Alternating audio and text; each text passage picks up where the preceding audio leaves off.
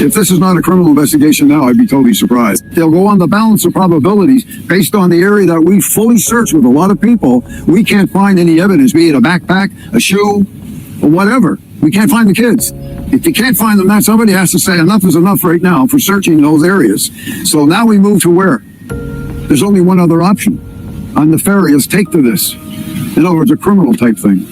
That's only my personal opinion. Imagine the damp morning fog lifting over the dense woods of rural Nova Scotia, and the silence being shattered not by the laughter of two children, but by the chilling revelation that the very blanket meant to comfort them has become the final thread leading straight to those responsible. Investigators have traced Lilly Sullivan's pink blanket from a family trash bin to a remote ATV trail, where forensic testing confirmed her DNA. And they've unlocked encrypted voice recordings that sound eerily like rehearsed confessions.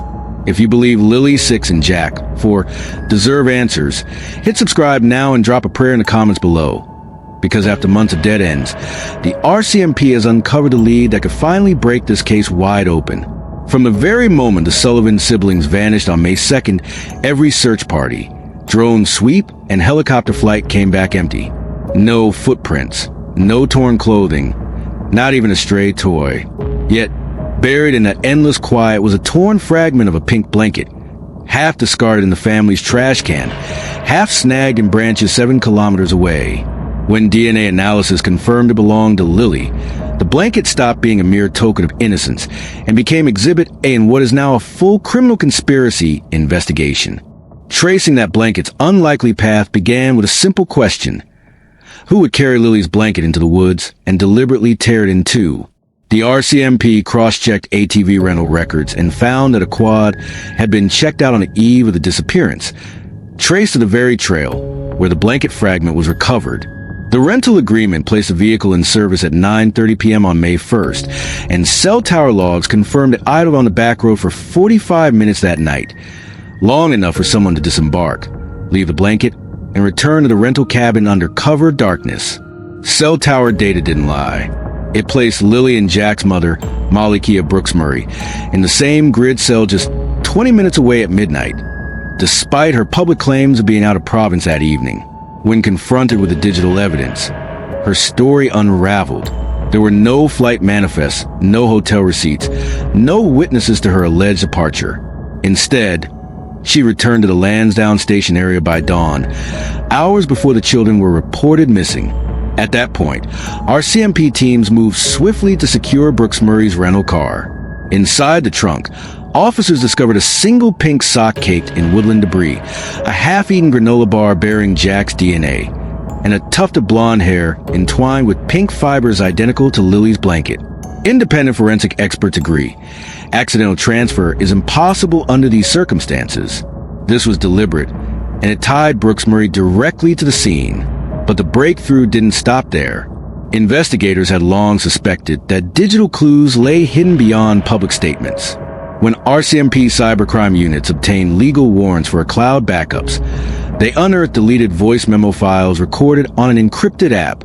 Those files included multiple takes of the same chilling phrases. Once they're gone, nobody will search here again. And keep them quiet until help arrives. Audio specialists confirmed the recordings match Brooks Murray's voice. Each take is more controlled than the last, evidence of someone rehearsing under pressure. Then came the Janey recordings, anonymous USB drives delivered to the detachment. They contained high-quality audio captured inside the Sullivan trailer by a neighbor's smart device.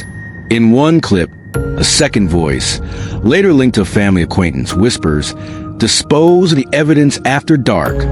The Royal Canadian Mounted Police have seized those tapes as critical evidence, but have not released them publicly, fueling rumors that the truth is more disturbing than anyone imagined. Armed with that knowledge, RCMP forensics scoured local surveillance footage. Hunting cameras from cabins half a mile away recorded a hooded figure carrying a duffel bag toward the ATV trail at dawn on May 2nd. That bag's color and shape matched the one later found in Brooks Murray's trunk. Night vision footage from provincial drone flight captured 2 small footprints beside the ATV tracks, proof that children had been present, but only briefly, before being loaded into the vehicle. Witness statements added further weight. A neighbor living near the rental cabin described seeing Brooks Murray leave late at night, her boots muddy, her hood drawn tight. Another recalled hearing a vehicle engine roar at an odd hour.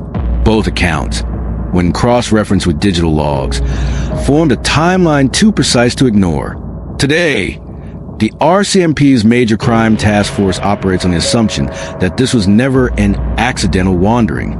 The case has shifted to criminal charges, obstruction of justice, mischief endangering life, and criminal conspiracy. Warrant drafts reportedly name Brooks Murray and at least one co-conspirator, likely the individual heard on the Janey tapes. More arrests are imminent. Even the RCMP's tone has changed.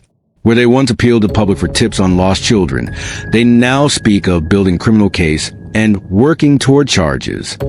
Senior officers have confirmed the investigation is no longer about finding footprints in the forest. It's about piecing together a deliberate plan to remove 2 children from sight. Behind closed doors, a restricted memo circulated among senior ranks. Its subject, hidden evidence and intent to conceal. It argues that by inserting herself into every media appearance, making emotional pleas, and streaming live updates online, Brooks Murray orchestrated a distraction that served to hide the truth in plain sight. Her online presence, once lauded as devotion, is now viewed as a calculated performance. Now, at last, the search for Lilly and Jack takes on new urgency. Federal forensics are enhancing that convenience store footage which may show 2 small figures exiting a rural gas station in another province. Eyewitnesses have come forward. A terrified guest reported glimpsing a little girl clutching a teddy bear, and a local cab driver recalls ferrying a woman and 2 children away from Lansdowne Station at dawn. Each lead, once dismissed, now demands scrutiny. As of this morning, Brooks Murray is in custody, placed under a publication ban as the RCMP lays out formal charges. Investigators have obtained search warrants for multiple properties, among them a remote shack where backpack liners were found, and a second trailer where officers discovered children's vitamins and a homemade drawing captioned, "Me and Jack by the river." Defense lawyers for Brooks Murray have signaled they may argue mental distress and dispute the chain of custody for the pink blanket. Yet every element, the ATV logs, the trunk items, the encrypted voice files, the Janey recordings, aligns around the same conclusion. Someone calculated each step, from tearing the blanket to burying the digital evidence, to keep Lilly and Jack hidden. The Sullivan family and the Pictou County community have endured months of aching uncertainty. Grandmother Belinda Gray's pleas for Amber Alerts went unheeded. Search volunteers poured thousands of hours into the woods, only to find themselves chasing rumors. Online vigilantes speculate about strangers or wildlife, and all the while, the real trail ran straight through the people who should have protected those children most. Now, with criminal charges imminent, there is at least a measure of justice in motion, but criminal proceedings will not bring Lilly and Jack home by themselves. The RCMP is coordinating with child protection agencies and search and rescue divers to revisit water sources, drainage ditches, and abandoned wells where new sonar technology can detect hidden items or even bodies. A ground-penetrating radar team is set to join the search tomorrow at a field near the ATV trail. The question at the core of this tragedy remains: where are Lilly and Jack? Every clue points to a plan executed in secret and sustained through deceptive public appearances.